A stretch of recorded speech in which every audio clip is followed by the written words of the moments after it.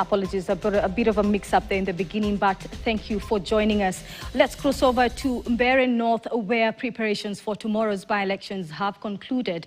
Our reporter Clement Masombo is at St. Bakita Siakago Girls High School, which is the constituency tallying center, and now joins us for a live update. All right.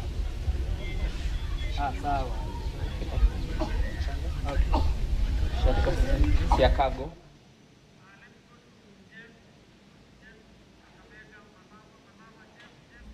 And right now we want to go over to preparations being underway in homestretch for the high stakes by-elections scheduled for tomorrow. We have our teams, of course, pitching tent across all the electoral areas. And right now let's cross over to Kakamega County, where our senior political affairs reporter Jeff Kirui is keeping an eye on the Malava parliamentary seat. By-election, a by-election that appears to be hotly contested between the united opposition as well as the side of the government, that is the broad-based government. Remember, this is a region that has been described as a predominantly ODM county, and of course this seat fell vacant in February this year following the demise of the Member of Parliament, Moses Malulu Nzendi, who was actually serving his third term in office. And right now, I'm joined by Kakamega Governor, who is also the chairperson of ODM in Kakamega County, to tell us how the security situation ahead of the Thursday's by-election, which is scheduled actually to start from 6 in the morning. Polling stations will be opened at 6 in the morning, and of course till 6 in the evening.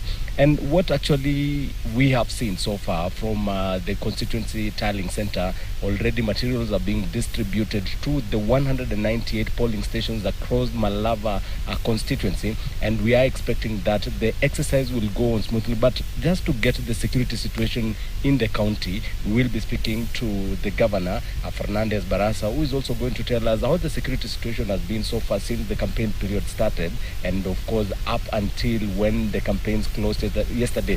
We've seen other counties, actually there have been issues about security concerns, chaos. How has it been in Kakamega County for this parliamentary seat as well as the Kisia ward by-election? First and foremost, I want to confirm that the campaigns have relatively been safe and secure. We've just had a few pockets of hooligans from the opposition trying to disrupt the movement of our people. But generally, the police have done very well to deploy security, and that was our earlier call, that we need security, official security to be deployed so that voters are not intimidated tomorrow in order for them to exercise their democratic right. So far, I must say that I am confident with the security deployment by the regional police commander and all the security forces. I think they are on the ground just to guarantee a free and fair election tomorrow. We know this by-election has been hotly contested. It's now a by-election that somehow mirrors what might happen in the general election 2027, the kind of resources that have been mobilized for this by-election. What does it mean for the side that is supporting the broad-based government winning this Malava seat, considering that it was a seat that was being held by ANC, which has since they are dissolved, merged with UDA? I want to go on record and to confirm that ODM as a party, we actually discussed, myself as the chair of ODM, I had a conversation. When Baba was here, the last time I was here was in August for a rally.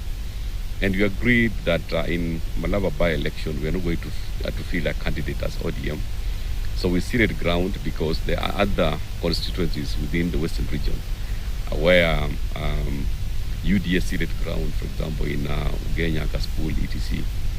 And here we are supporting the candidature of David Ndakwa as a candidate for the broad-based. We are confident that tomorrow, looking at what you've done for the last several weeks, I think the win for Honorable Ndakwa will be a clear statement to the so-called united opposition that Kakamega is locked under broad-based government. Yeah. Of course, and many will ask, whichever way the results of this by-election will go either way. You can win, you can lose. It's a contest. Are you willing to accept the outcome, depending on how IEBC will announce the result? As sports person, I can say we are willing, but where I sit and the kind of movements that we have put in, as broad-based, we are going for a win because the ground has now been energized.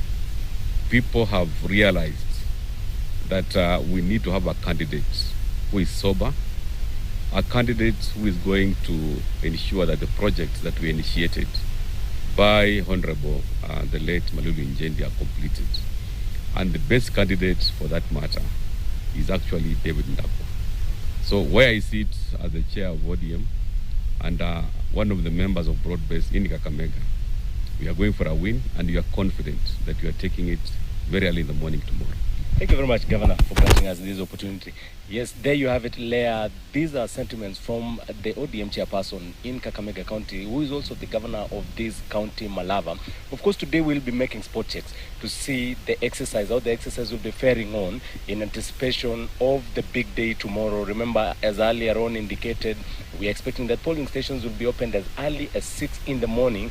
And in the last general election, we had 94,417 total number of registered voters in Malava constituency, but the turnout was slightly lower than expected, almost 49%, 50%, not actually 50%, it's actually almost 60%, because those who turned out are slightly above 55,000 voters. So we will be expecting to see that this being a by-election, there are concerns that perhaps there could be a low voter turnout, but that is what will pan out tomorrow as we gear to bring you the happenings here in Kakamega County. We will be focusing on Malava parliamentary by-election as well as the Kisia ward by-election.